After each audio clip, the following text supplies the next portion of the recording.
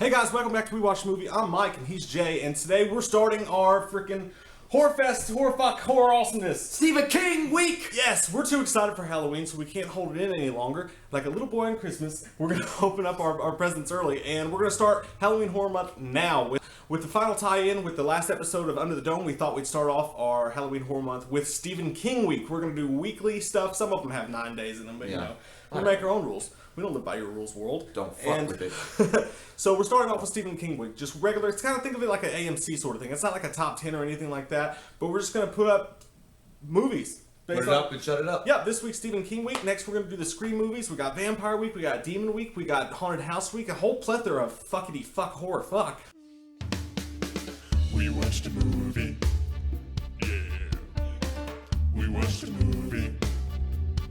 We watched it. We watched a movie. Yeah. You know what? We did a review. We watched a movie. Why are you looking at me, clown? It! Stephen King's It. Scary fuck! Oh my god. What? Well, you know, it's a fucking clown. It's Ronald McDonald on steroids. Fuck that. I mean, dude, I don't even like, I can see the guy in the picture because he's going, I've been looking at him. So Stephen King, it basically it takes place in a small town called Derry in Maine, and all these kids have been disappearing as of late. Either they've disappeared or they've been mutilated. Some have their arms pulled out or pulled off, whatever. They have chunks missing out of them. And these little kids, they call the Losers Club. They all meet up and they become friends, and it's they decide that they're going to take it upon themselves to find this creature because they all start seeing it, and they're going to destroy it. And years later, they have to meet up because it has come back to the town of Derry. And it's all started again because it's 30 years ago. It's like Place Beyond the Pines, the Stephen King version, because what they do is like this generational gap. They show them when they're kids, and they go back to when they're adults, and they show them when they're kids. It's like if it was a TV show, which it was a miniseries, if it was a TV show, each character would have their own show, kind of like how Lost did. Like they specify one character, they all get the phone call, and it's the same thing every time. Like they pick up the phone to find out that he's back, and they're like, "Hello."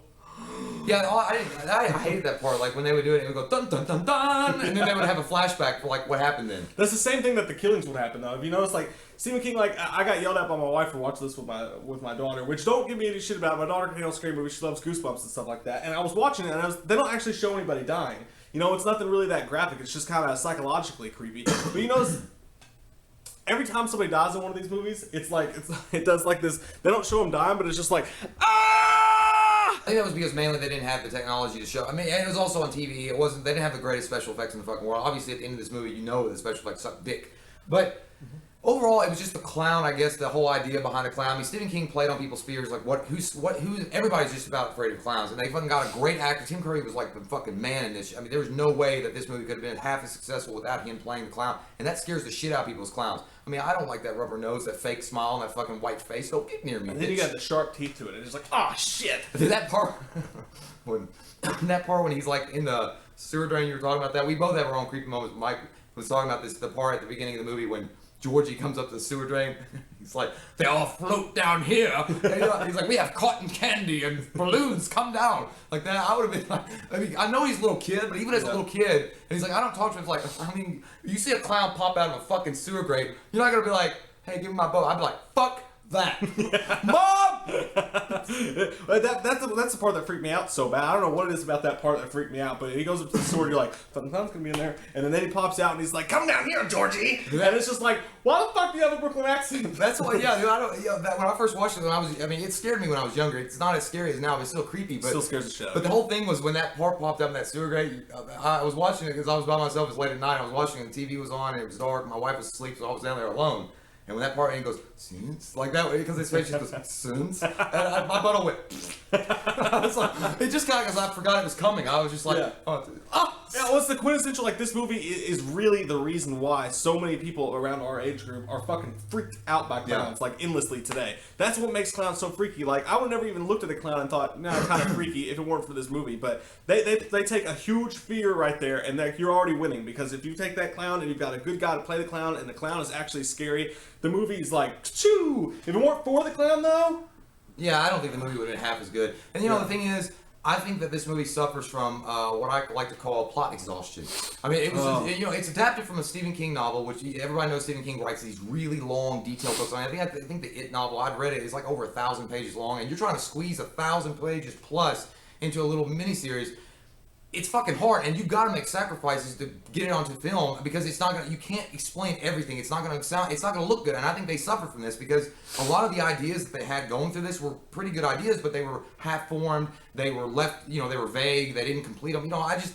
You know what I'm saying? Like, you don't even really know what the fucking it creature is. They never really got around to explaining it. You don't really know why everything that they can see, nobody else can see. They don't explain that really well. They get so detailed with like the minuscule parts. Like that, the big stuff just flies by the wayside. It's like you took 3.5 hours or so to tell this. It's like 194 minutes. Yeah, it was long as fuck. You took all this time to tell this movie, and like you still left so much shit out. And it's like they sacrifice the wrong things. And that's how all Stephen King movies are. But that's also what's charming about Stephen King movies. Everything that's wrong with this movie and with most of Stephen King's movies is also what makes them charming. It's slow. It's really dreary. It's really cheesy. But it has these little parts that are like, that freak me out. It's like Goosebumps for adults. Yeah, I think this movie, a lot of Stephen King movies, like especially the older miniseries, TV miniseries were they're Halloweenish. Like they put you in a good mood to watch Halloween movies. You're like, oh okay, because if you're like watching it on AMC, TMC or something like it comes on for their 13 days of Halloween, you're like, fuck yeah, I'm gonna watch this. Yeah. Even if it's not that good, you just like, let me see the clown, just the clown, to the clown, and that's the thing. Like through the first act, like there's not that much of it. He only pops up ever so often.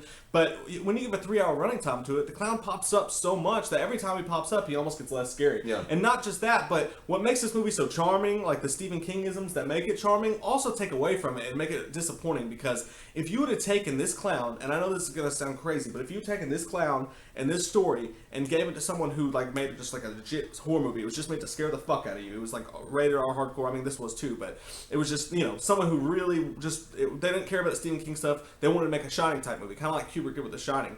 They could have made a movie as scary as The Exorcist. Oh fuck yeah! I mean, because the clown is like the perfect gateway. Like, look how bad this movie is around it, and I love this movie, but it is bad.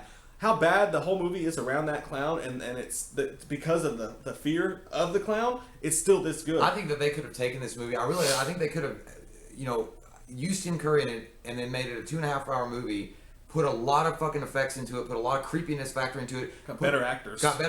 Well, I didn't mind John Ritter and Jonathan Brandis and Seth Green. They weren't bad for what they did. Yeah. And Ed O'Toole wasn't bad either. And the kids were good. Yeah, Brandis and Green. But I think they could have really pumped it up and made it a fucking scary movie. Like maybe not as classic as The Exorcist, but maybe like a Sinister, Insidious, or something like that. I guess actually, yeah. I mean, the actors, a lot of them. There's some like Seth Green and John Ritter, people that you know, but there's some actors that are unknown. There's the dude that was in the Terminator with the shaky face and sweating. That's it. But I think you're actually right. I mean, it's probably more towards the script and direction because you've got like these off-putting scenes. Like they're trying to create the Stand By Me atmosphere, and you get that, and they do a good job with it sometimes. But there's just these long periods of just this group becoming friends.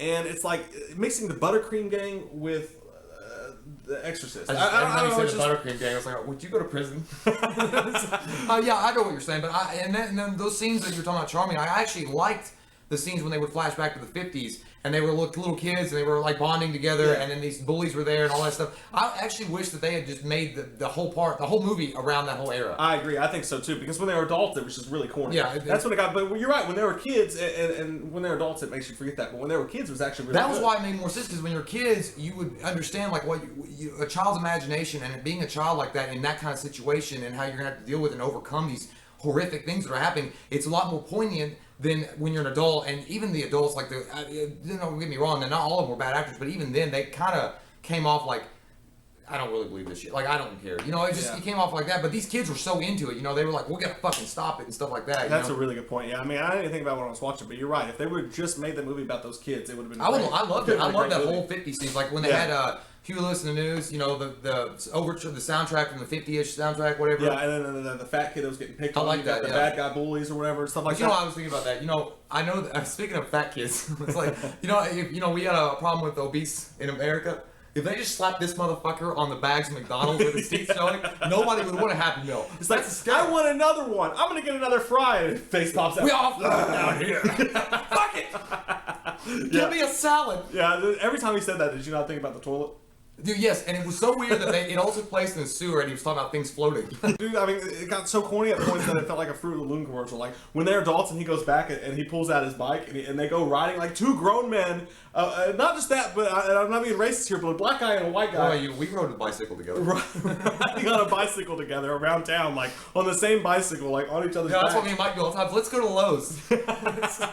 Jump on my handlebars. There's nothing stupid about that. And then you got the corny scenes. Like, anytime Stephen King uses light as an effect in a film, it looks like shit. Like, she shoots this fucking Silver thing. yeah, and like his head cracks open and this beam light comes out. Well, You're like, why? I actually like the part when he squirted the asthma and his acid, and he's like, I like that part. Now the only guy, like I said, that goes back to half-formed ideas. So I didn't understand. Is he made of light? Is he a fucking squid? Because and like when they go down the sewer and they're like, okay, here it comes, it's coming, and then they go gather around in a circle. Was that part of your plan, or did you just want to have a prayer? Like, I don't get it. And then they're like, we have the power. What? I don't get what you're saying. I thought you were going down there with a slingshot and two silver things to shoot. And not just that, but they half-assed some of their ideas. Like, they tried to do they did steal it from this. They tried to do the Nightmare on Elm Street. Yeah. If you don't believe in him, he's not real. And they never capitalized on that either. It was just like... Yeah, even the clown said that if they only half believe, I can kill them. Yeah. Or I can hurt them. I didn't get what was going on. Sometimes it just seems so vague, like I said. Like, and then they was like, well, the whole town is it.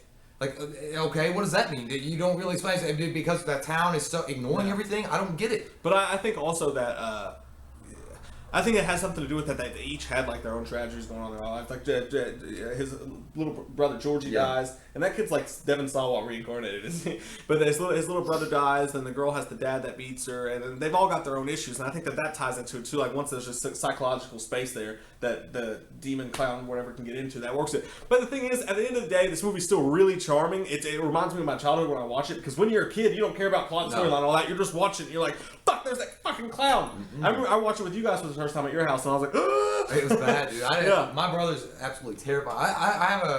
I have a deep rooted fear of clowns myself, but I can get over it. But when this motherfucker's shining his teeth, It's like scary. that, go to the dentist. It's like, but that's all these Stephen King movies. They just have these. It's almost unintentional. These actually like really psychologically terrifying moments. Well, dude, you know what? Actually, it wasn't even. And this was a strip too.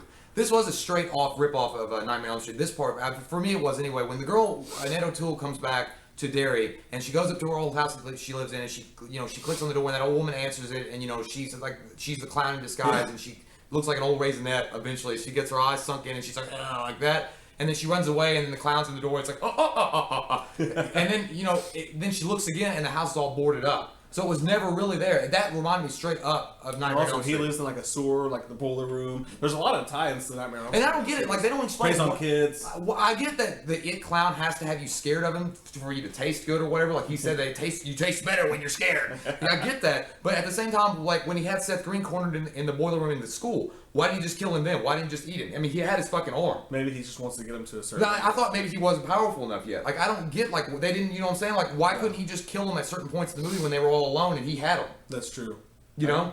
I don't know. It's just like I said, half-formed ideas that they never go anywhere. Yeah, and some of the lines were so bad. One line, it just keeps coming back to me because it made no fucking sense.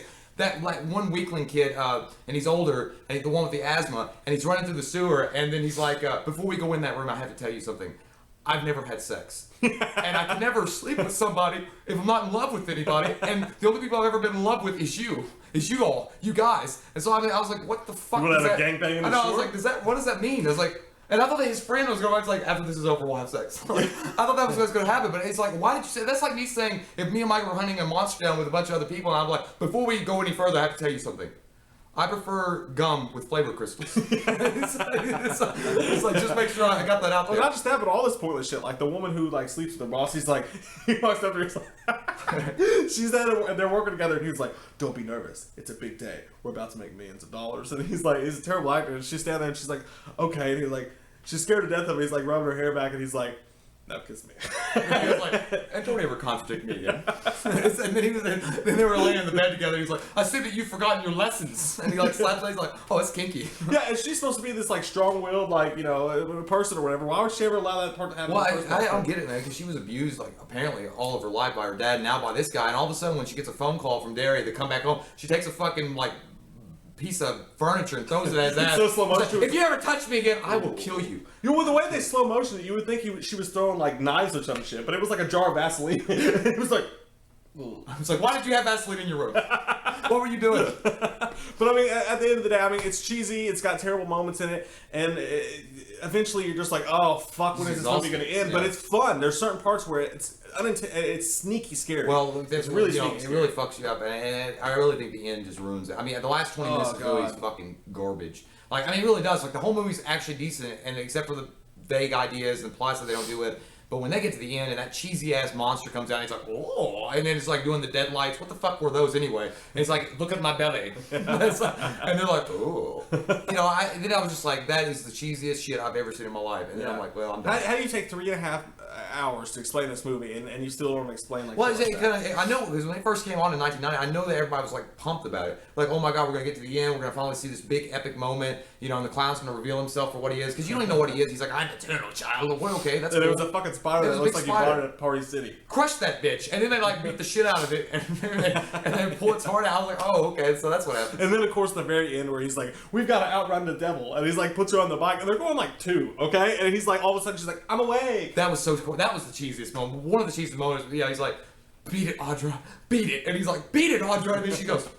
He's like, where are we? I was like, bitch, you're on my bike. And Stephen King made that character to be just like him. The guy's a writer. He has the same exact glasses, and he acts, he looks the same exact way. But no, so I mean, I'm gonna give it a 6.5. I want to give it a higher score because I love this movie so much, but it's just got so many problems. But it's a great like nostalgia throwback movie, and it's a great horror movie for people who I guess of our age group. Yeah, it's a bad movie, but it's a great movie at the same time. I don't know. Yeah, I'm gonna give it a 6.5 too. I think the idea was great. I think Tim Curry was fucking badass and awesome. I think that you could not have picked a better actor to play the psycho clown. But overall, it's just exhausting. The movie is like they don't give you enough details on some stuff, and that's crazy because the movie's 3.5 hours long. But you just walk away and like, what? You don't have any answers. Yeah. You're just like, what was that about? What was this about? What was that? But overall, it does have some decent scares in it, and nostalgic reasons do play a factor in my score. So yeah, 6.5. I mean, if it's on, it'll put you in a Halloween mood anyway. Definitely. It's definitely a Halloween type of movie. So that's our first Halloween review, guys. Expect a review every day from here on out, not only through September, through October. That's obvious. And then the first part of November. We've got it all planned out. We know what movies are doing. It's all set. It's square. It's good to go. We're going to celebrate Halloween like motherfuckers this year. Stan's coming at your ass left and right. So, guys, what is... who's the scariest clown of all time? Honestly, dude, who is the scariest clown of all time? Is it this fucker or is it really Ronald McDonald? Because you really think he's all about Happy Meals and shit? I mean, have you ever watched him? He's like, ha-ha, I got a Happy Meal and hamburger. Come to my car. Do you believe in magic? You look like Michael Jackson. But yeah, so guys, what did you think of it when you watched it? What did you think the first time you watched it as a kid? What about now? Let us know your thoughts on it, and we'll see you guys tomorrow with another Stephen King review. So I'm Mike, he's Jay. Click that subscribe button, click that like button, share it with your friends on Facebook, and we can all be friends together. It all floats down here. We'll see you guys next time on It All Floats Down Here. We watched a movie. Yeah. We watched a movie.